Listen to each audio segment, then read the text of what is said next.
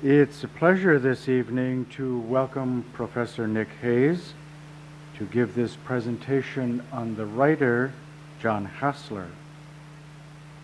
Professor Hayes occupies the chair of critical thinking at St. John's University and is a dynamic teacher, writer, and media commentator. He is a frequent guest commentator on television and radio, and has also published widely in diverse media formats. He has received awards and grants from the Ford Foundation, National Endowment for the Humanities, and the Fulbright Program, and an Emmy in 1991 for his work on TPT, television and democracy in Russia. In addition to many other speakers, he was front and center in bringing Lech Walesa to this campus, a truly unique event that brought together one of the most diverse audiences I have ever seen, and to hear Lech Walesa speak of his experience as a leader of change. Nick has published a book of creative notification titled One Fine Morning, Memories of My Father, and is working on a book, Looking for Leningrad, a collection of his memoirs and personal essays on his life and work in Russia from the 1970s to the present. This evening, Nick is speaking out of his own love and familiarity with the work of John Hassler. His talk is entitled John Hassler, Midwestern Catholic Voice.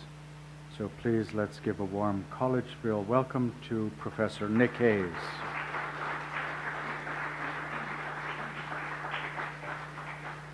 Thank you, Jonathan. And thank all of you who came out, and my apologies to those who might have come out, was it last March, when one of the more famous blizzards since the great Armistice Day blizzard at least kept me back in Minneapolis for several days. So, I want to begin my thoughts on the Catholic and Midwestern voice of John Hassler with a number of personal acknowledgments and disclosures. I just had a memory I shared with a member of the Abbey. It's actually true. A long time ago, maybe it would be about 1987, 88, I gave a talk on Marxism to a small committee of the then Leningrad Communist Party. Suddenly I realized I could be talking to monks in front of me, and I'm going to talk about Catholicism. I feel slightly like that, except with all due respect to the Russians, they were a very cynical bunch, and I knew I didn't really have much trouble if I made caustic remarks or something like that. But let me begin by disclosures. First of all, my remarks tonight do not comprise a whole of any of the topics suggested in the title, Catholic writing or Midwestern writing, or for that matter, the some body of John Hassler's works. I am not a literary scholar nor an authority on John Hassler.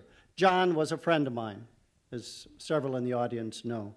He became particularly a friend of mine in my St. John's years, and I purchased his lake home where I reside Monday through Fridays. I had known John off and on since the 1980s, but not well. It was the purchase of that lake cabin that turned us into very close friends. For a variety of reasons, that cabin was very, very important to John and Gretchen. We became very close. They came to stay all of the time. I didn't change a thing. I feel like I live in the world of John Hassler. I write in his study. Most of his books are around. Several years, at the time of John's death, St. John's Magazine discussed and asked me to contribute something of memorial to John, memories to John. I did draft a short essay of 450 words. I'm sorry, this was before John's death, because I talked to John about it. My essay was The Authors Who Did Not Influence John Hassler. In the cabin, there are about 150 obscure novels and memoirs that obviously writers said to John that he never read. And I was going to write, the authors that did influence John. Tonight, I'm going to make no attempt to go over his complete works. Perhaps I will be referring off and on to the legendary character, his most well-known character, Agatha McGee, but I want to concentrate, for the most part, on one of his later novels, North of Hope. I do this for two reasons. Virtually every critic, every scholar, every reviewer I've studied tends to identify it as his finest novel. Secondly, it is certainly the most Catholic. Not merely due to the fact that its protagonist and the central character that weaves together the whole story, Father Frank Healy, is of course a priest. But it's something I want to suggest. It's something of the sensibility that he infused into the text that perhaps you can help me articulate. I'm trying to.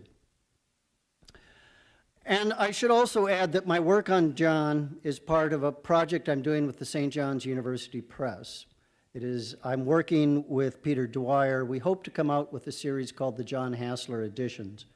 And the first volume I'm working on, it'll be the John Hassler Reader, followed by the J.F. Powers Reader, followed by the Gene McCarthy Reader. So I've been kind of immersed, reading and getting to know John's work and rediscovering it. I'm very glad, by the way, that Father Hillary is not here. Is he? Good. The reason I say that is, on the topic of literature, I'll always be Father Hillary's student. Secondly, Father Alfred, for those in the audience who dearly remember dear Alfred. I'm a bit nervous because I feel that anything I have to say about literature has to eventually be graded by Father Hillary. And I do have a memory. I was thinking of a Father Alfred. I'd written an essay on Yeats once, and Alfred asked to see me after class.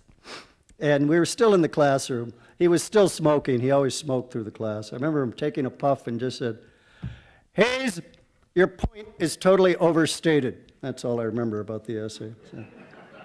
But I owe those two gentlemen a deep, deep debt. I think they gave me my love of literature. I really do. And it would be true of my other two brothers, who were also English majors here at St. John's. It was a secret. I never had the heart to tell Father Vincent, by the way. I was actually not a history major at St. John's. I was an English major. And he was so happy he thought I had come back as a shining example of the history department. No, I'd been an English major here. All right, enough. All right, another disclaimer. I am not a scholar of Catholic thought or writing. Okay, over the past few years, I have found myself drawn on a personal and intellectual odyssey into this intellectual world, almost unintentionally. It started with the writing process. It took me 7 years to write the memoir of my father and One Fine Morning. And since its publication a year and a half ago, this process has continued and expanded. Anybody who writes knows you never really know what you write till your readers tell you what you've written. And I have been deeply surprised and humbled by what other writers and many readers see the book I wrote as a very Catholic book. I saw it, I happen to be Catholic who wrote about Catholics, that's how I describe it, but others have found something else there. And I think there might have been something, if I may say, personal that happened in the process of writing that book. Let me share with you an anecdote that requires that I say something nice about St. Thomas, if you don't mind. I have a good friend at St. Thomas, the essayist, poet, and writer, director of the Irish Center, Jim Rogers. I brought him to St. John's for a reading about a year ago. Jim was very, very helpful in the writing of my book, by the way, advised contacts and this and that. One day we found ourselves at lunch in St. Paul. In walks his boss. I was, of course, drinking a pint of Guinness or something. I was done for the day. I was free. I could misbehave if I wanted. And suddenly the boss walks in, and I'm referring to Monsignor Dennis Deese. I happen to know Dennis Deese from an entirely different walk of life. All right, I mean, it has nothing to do with St. Thomas academics, or Catholicism, or anything. He had an interest in Russian history long ago, and so we got to know each other. But in terms of my own odyssey, Deese looked at Jim Rogers and he looked at me and he said to Jim, "Jim, what are you doing with this Russian here at lunch?" And Jim, without missing a beat, said, "I'm just trying to bring him home, Father. I'm just trying to bring him home." And I think there's some truth behind Jim's remarks. Finally, I should add, in the way I view much of Catholic writing in America, I am deeply influenced always by Edwin O'Connor's novel, The Edge of Sadness. The Edge of Sadness. And in a way, my remarks today probably reveal that very heavily. I think Catholic writing at its best in America is helping us all to deal with that edge of sadness that we all feel in life and to find the hope to step beyond it. My own thoughts on the subject of what is a Catholic writer are actually a series of fragments. They're based on my own reading of certain works, John Hassler or Edwin O'Connor. The reflections drawn particularly from conversations I've had over the past few years with writers, American and also Irish, by the way, who very definitely see themselves as Catholic writers and who very definitely have tried to tell me, "You are too, Nick," and explain things that perhaps I did not consciously sense I'd put in my own writing. Certainly nothing I have to say on the subject represents Catholic doctrine or it would warrant an ecclesiastical imprimatur. I am drawn to what I would say is the subtext, the aesthetic, the sensibility. In Russian literature, we often refer to what's called the Orthodox aesthetic, arguing that orthodoxy, Russian orthodoxy, is not a theology, it's not a linear philosophy, it's an aesthetic, it's a sensibility, an image of life. It is that what I have in mind. I find that aesthetic, that sensibility lies between the lines of the writings of John Hassler. This past week, for this reason, I arranged to bring in the Polish-American author Anthony Bukowski, who gave a series of talks and presentations on campus on his own work as a Catholic writer. And I mentioned above Edwin O'Connor. Let me emphasize that just being Catholic doesn't mean you're a Catholic writer. To anticipate the English major's question in the audience, what about Flannery O'Connor? Flannery O'Connor was probably more of a devout practicing Catholic than any of the names I have just mentioned. Yet I find little that is actually Catholic in her writing.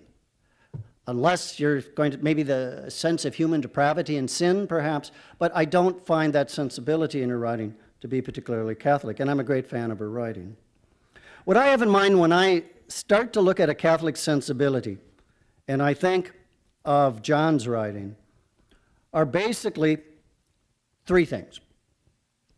First of all, it's a Catholic voice that speaks in certain obvious idioms or has ways of speaking.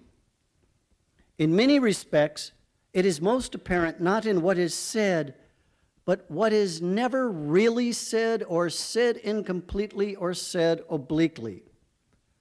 There is a silence and pain in these Catholic conversations. We Catholics have very peculiar ghosts in our closets. And we have a very peculiar way of referring to them or not talking about them at all. In my own memoir, I know a few of you have read it in the audience, but I'll explain to everyone as a whole. I have a section called My Aunt Anna. My Aunt Anna was a charming, liberated, she was the secretary to Harold Stassen, young flapper girl about Minneapolis in the 1920s and 30s. She died in 1939 of a botched illegal abortion. That has never been said within my family. Never, although it's obvious. I didn't even know it till I sat down to try to write the story. I always knew the story of her death didn't make sense, all right? And suddenly I realized, wait a minute, so on and so forth. Asking a few relatives, asking my mother, who's still alive. I put it all together. But it's that silence and the way Anna's death was always referred to, and frankly still is. That's what I mean. I'd suggest you read a short story by Anthony Bukowski called The Absolution of Hedda Karmich. It's a very painful story about an elderly woman who's led pretty much a disabled life. And it all revolves around her struggle in the end to tell a priest that she had had an abortion. Something that she can never still even bring her to say. And he grants the absolution, knowing what is on her conscience. A second aspect of Catholic sensibility I take from a series of conversations I had last year. Last March, I did a book tour in Ireland. It was arranged, and I was invited by a writer, perhaps not well known, maybe a few of you would know him, Michael Cody. He wrote All Souls, One Another, and Going by Water. He's a poet, an essayist, a memoirist, a man who very definitely sees himself as a Catholic author, and who very definitely tells me, I am too. And I kept pressing him to say what he meant. He said, it's in your writing, it's Catholic writing. Above all else, it's a tolerance for human imperfection and an acceptance of failure that you simply would not find in Protestant writing, period. I'm going to come back to that point in a moment.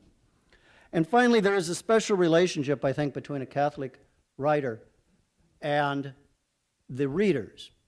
By that, I don't mean that Catholic writers only have Catholic readers, but when they do have Catholic readers, there's something very unique in the relationship.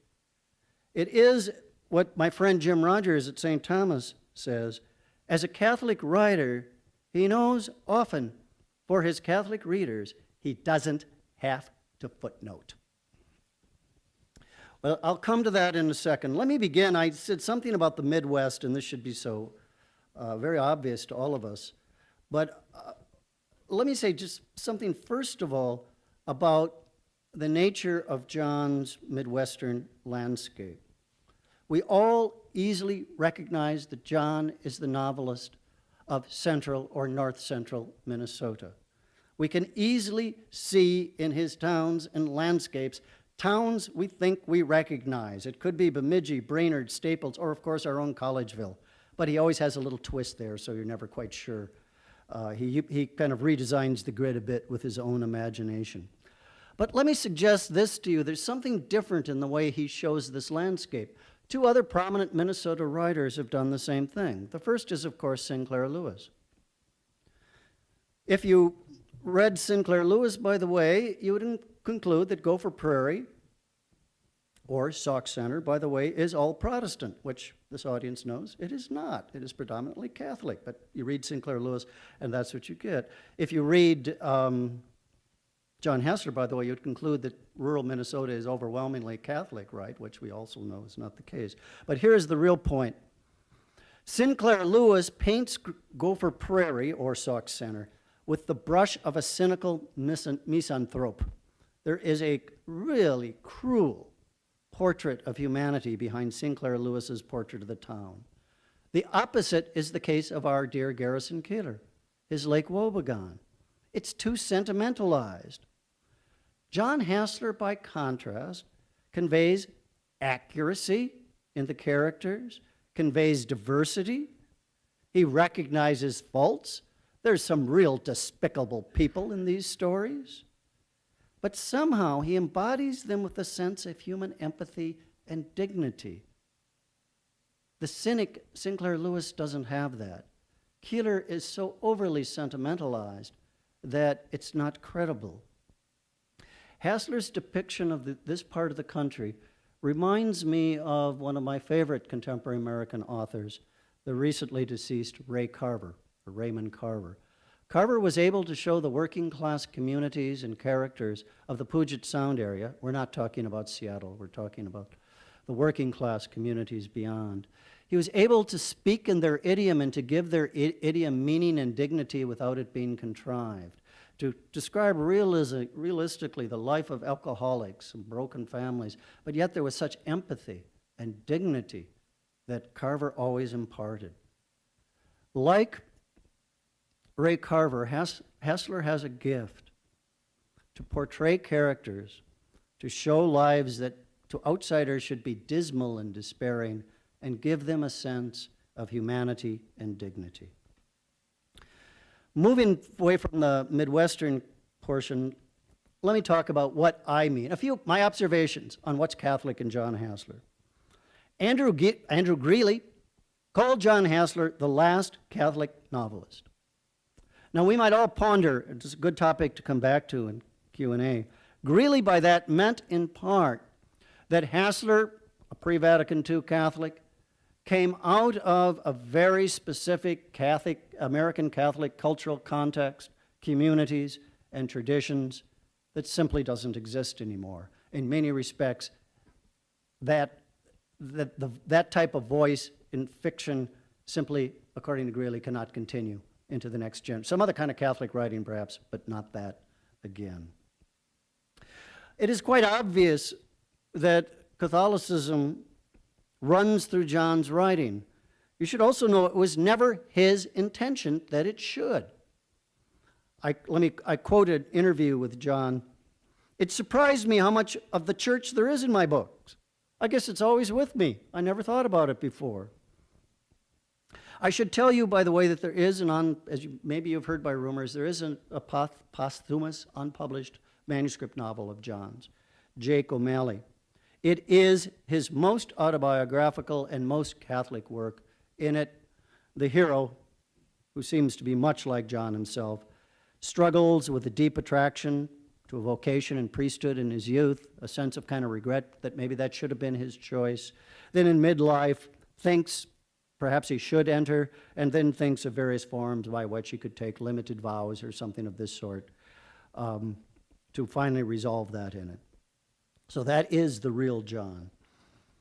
As in the case of most Catholic writers, I find in John there's a tremendous difference between what I call the horizontal and vertical when he gives his perspectives on the Catholic experience. By the horizontal, I have in mind what to me are kind of predictable, humorous depictions of the foibles of priests, nuns, church ladies, altar boys, and this whole, I've been guilty in my own book of doing much the same, kind of the standard images of Catholic humor as we describe the old way of life. These characters, their parishes, and their communities all have their roots in the pre-Vatican II era, even though the stories, as in the case of John Hassler, play out in the post-Vatican II era. So, in all of John's books, you have a lot of characters like Agatha McGee, who still will not eat meat on Fridays. Not certain that the church was right on changing that regulation. You have crankpot priests.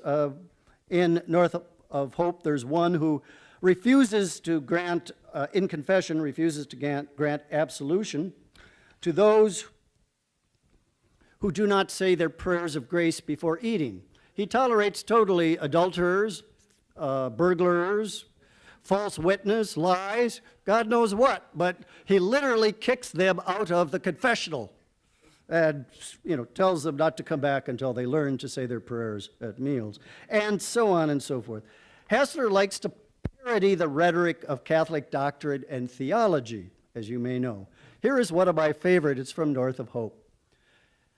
In the story of North of Hope, it begins in the high school days of Frank Healy, before his days in the seminary. He has a job candling eggs. Footnote, I'm a city boy. I actually didn't know what that was. I had to look it up. Young Frank, as a teenager, has this reflection on candling eggs. What was God's purpose concerning the egg? After more than a year at the candling table, the monotony was becoming tortuous, and Frank tried all sorts of tricks, even theological speculation, to divert himself. Did God intend the egg to be eaten or hatched? Nourishment or procreation?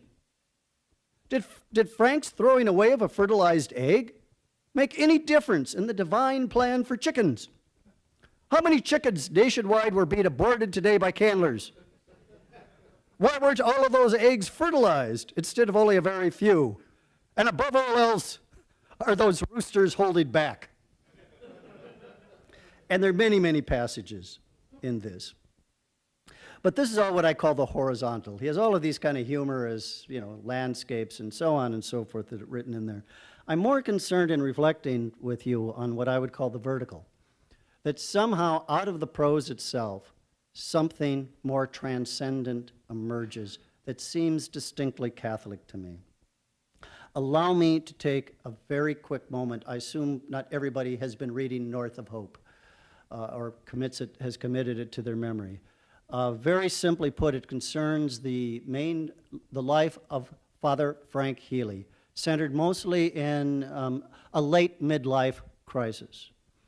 His vocation, as he says, is leaking.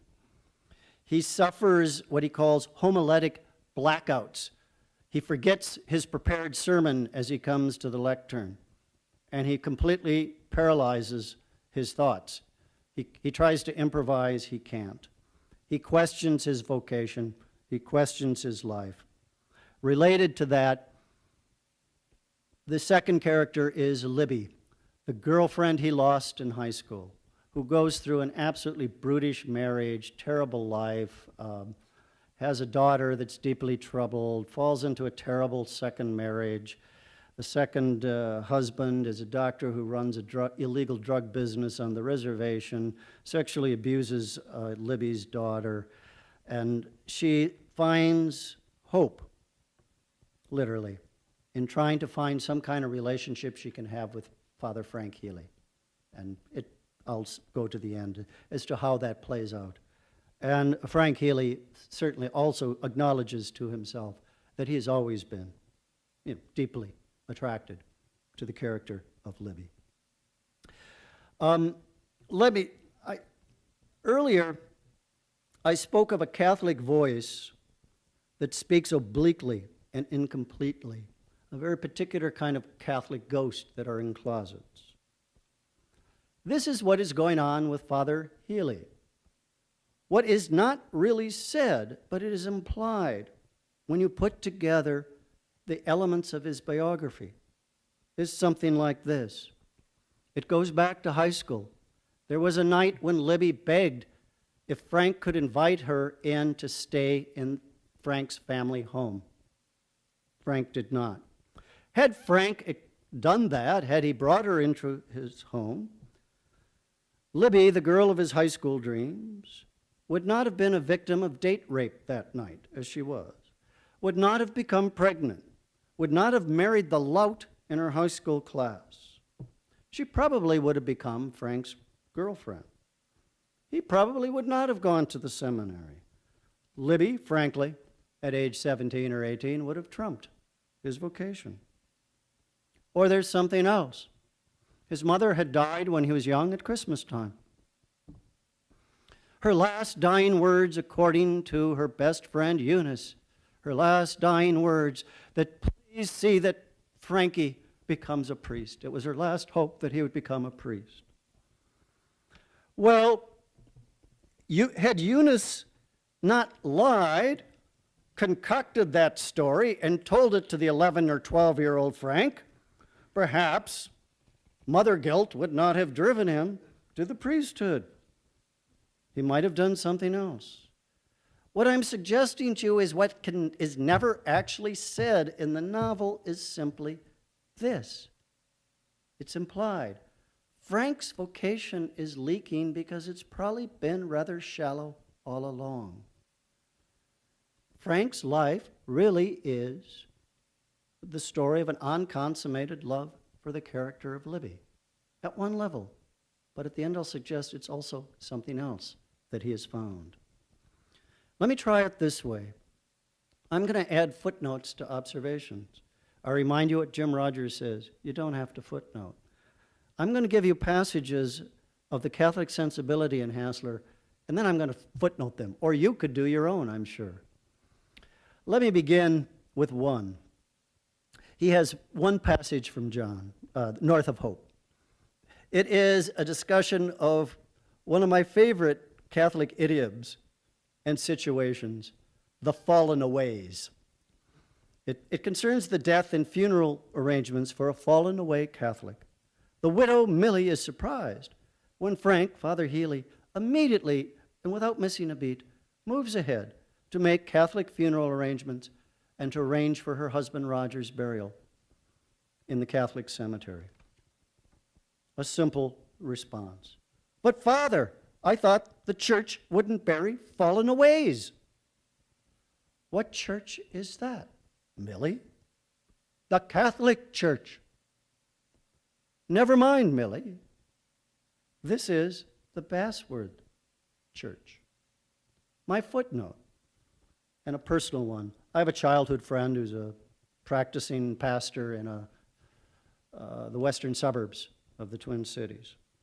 We get together often, same group of people, same things.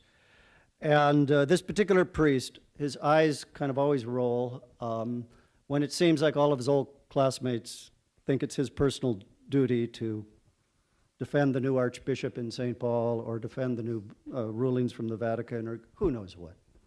But my footnote to this anecdote, and it's something I think most, if not all, Catholics feel. I certainly do.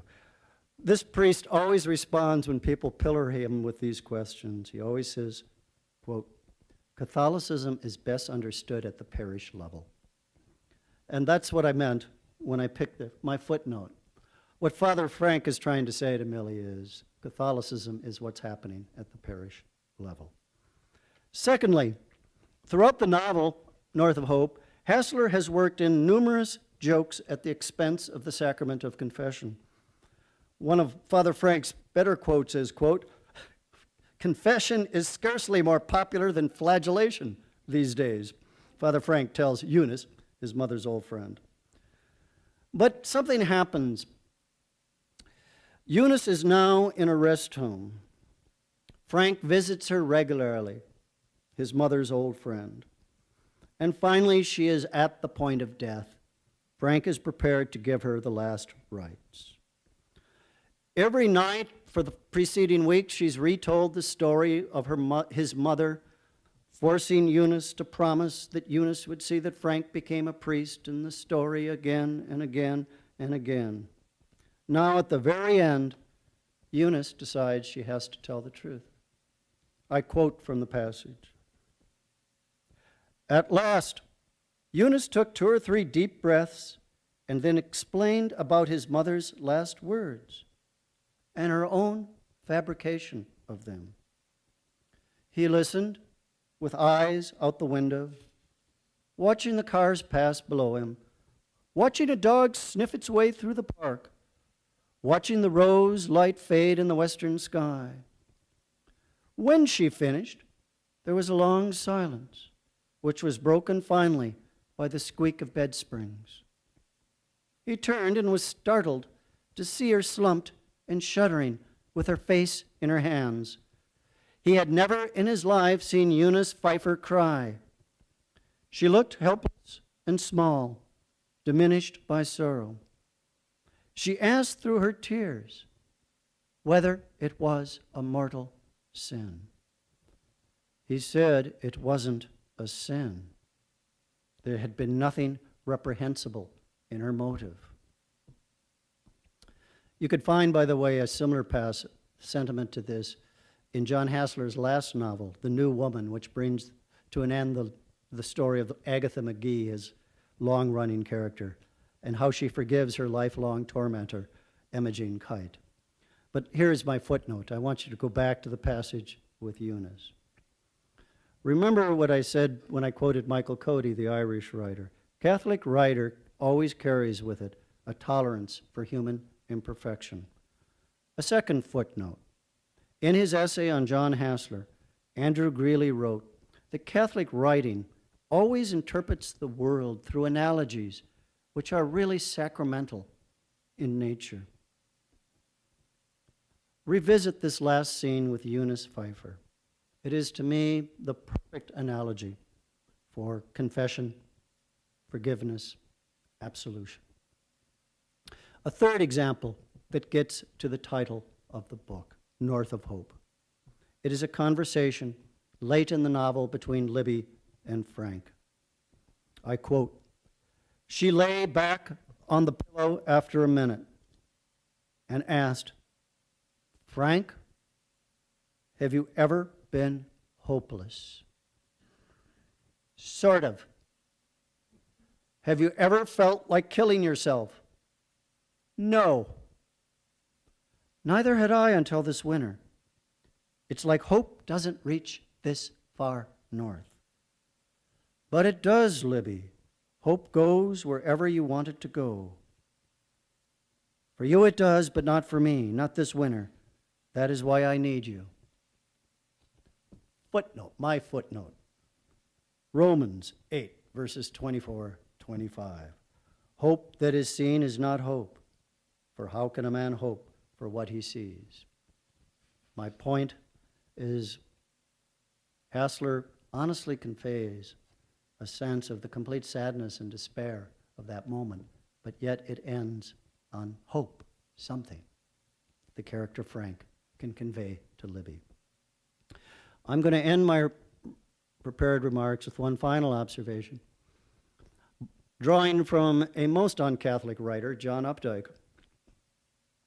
In one of his last essays published in the New Yorker, John Updike wrote on the difference between what a novel is about and what is the purpose of the novel. Hassler's North of Hope is a Catholic novel that you could say is about a terrible life of Libby, from an abusive home, a terrible marriage, terrible second marriage, troubles, and so on and so forth. It's about the despair of being a priest serving a reservation. It's about a priest who has doubts about his vocation, has become burned out. You can't see at the surface of it any reason why he should rejuvenate, but he does.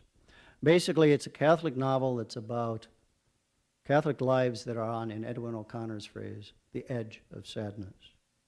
That's what it's about. But the purpose of North of Hope is something else. There is somehow a sense of hope that pulls them beyond the edge of sadness. And it is clear that that hope comes from the character of Frank Healy. He does give hope to Libby. She does move on. And he does return with a new sense to the parish. North of Hope also somehow affirms, despite 1,000 honest doubts, Frank Healy's vocation and his purpose in life as a priest. And a final point and topic I've generally skipped. It has to do with looking at the relationship of Libby and Frank. A simple point. Neo-Freudians don't have the last word, either on the relationship of Libby and Frank, or for that matter, on the meaning of a vocation. Read 1 Corinthians chapter 13, verse 13. Thank you very much. Jonathan. Ben suggested here that you would all like to take a few beverages and then attack me with questions. Is that correct? Okay. And I will be mindful of your time. And please help yourself back there. One of my worst speaking engagements recently, by the way, was this. Just an odd thing. I'm sorry to digress, but I don't know how to. I ended up speaking to about 200 Swedish men at whatever it's called, the National Council of Sweden meeting in Minnesota. And I had to be the speaker. And they went through a series of jokes. I don't want to cast aspersions. My mother's Swedish. They did drink a lot. And everybody got to come up and say funny things and this and that. And then finally, I got to talk, but I was introduced with the following disclaimer. You cannot have your dessert until the end of Professor Hayes' talk. Look at these 200 guys, all of them want dessert. And, I'm going on and on. So please help yourself and do anything you might care to.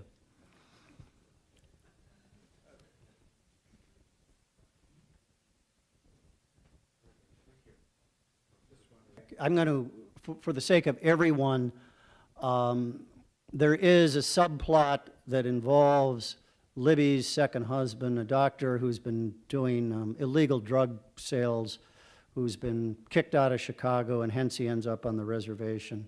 And there's a deeply malevolent subplot developing in those characters.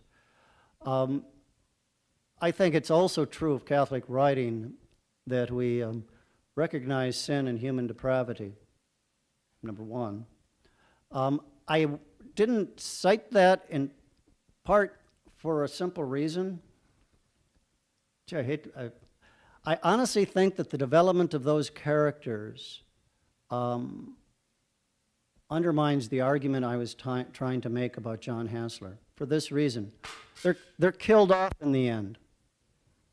In life, by the way, that doesn't happen. That's the easiest thing a novelist can do, kill them off. Somehow it doesn't seem to me to be particularly Catholic to kill them off. I don't know. Do you want to say, I mean, either that the evil continues to exist and you adjust to it, or some other scenario, but this seems to me to have a certain malevolence and vindictiveness that I don't see as particularly Catholic, so I definitely skip the character. But I do want to, throughout Hassler's work, there's some very nasty characters. Yes. Not quite as imaginatively nasty as the characters that appear in Flannery Connor, by the way, but some pretty mean-spirited people. Any other thoughts or questions, or otherwise I'll let you have your coffee and tea. Ben?